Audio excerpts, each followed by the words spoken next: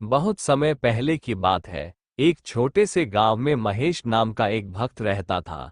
वह भगवान भोलेनाथ का अनन्य उपासक था और प्रतिदिन शिवलिंग पर जल चढ़ाकर उनकी पूजा करता था। उसकी भक्ति इतनी गहरी थी कि वह अपनी हर समस्या को भगवान शंकर के चरणों में समर्पित कर देता। गांव के लोग उसकी श्रद्धा की प्रशंसा करते, परंतु कुछ लोग उसकी परीक्षा लेना चाहते थे। एक दिन गांव के मुखिया ने महेश से पूछा, क्या तुम्हें सच में लगता है कि भगवान शिव तुम्हारी हर बात सुनते हैं?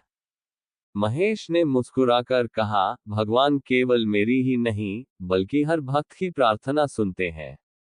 लेकिन उनकी कृपा पाने के लिए सच्चे मन से श्रद्धा होनी चाहिए। मुखिया और कुछ गांव वालों ने मिलकर उसकी परीक्षा लेने की योजना बनाई।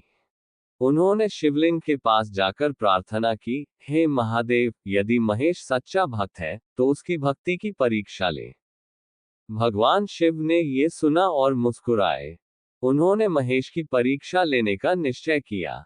उसी रात एक वृद्ध साधु गांव में आया और महेश के घर के बाहर खड़ा हो गया।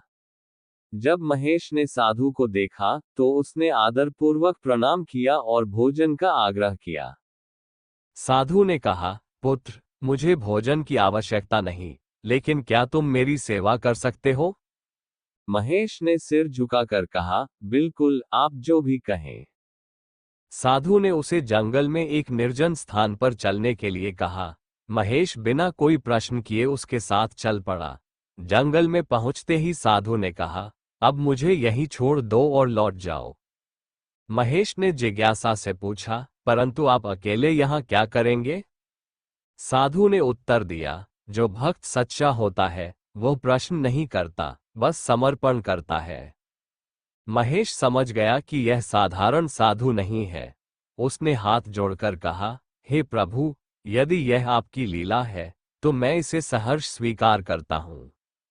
तभी आकाश से एक तेजस्वी प्रकाश प्रकट हुआ और भगवान शिव स्वयं महेश के सामने प्रकट हुए। महेश ने जैसे ही उन्हें देखा, वो उनकी चरणों में गिर पड़ा।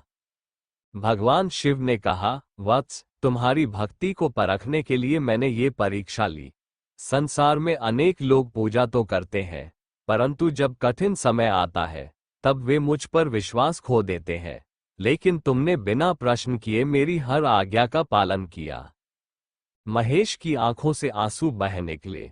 उसने कहा, हे महादेव, मेरे लिए आपकी भक्ति ही सबसे बड़ा वरदान है।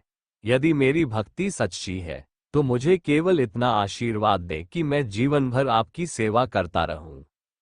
भगवान शिव प्रसन्न हुए और उन्होंने महेश को अमोघ आशीर्वाद दिया, तुम्हारी भक्ति का यश दूर दूर तक फैलेगा और तुम्हें जीवन में कभी किसी चीज की कमी नहीं होगी।